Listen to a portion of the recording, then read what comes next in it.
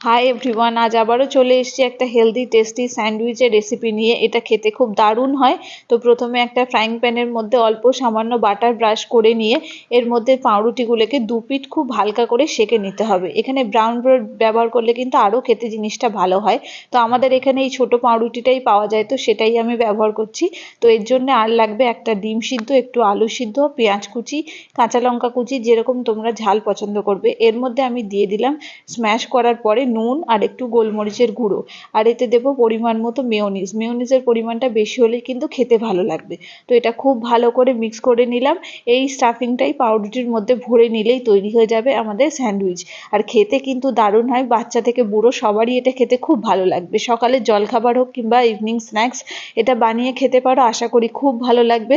আর এই রকম ছোট ছোট রেসিপি পেতে অবশ্যই আমার চ্যানেলটাকে ফলো করে দিয়ে পাশে থেকো, আর সাবস্ক্রাইব করতেও কিন্তু ভুলো না।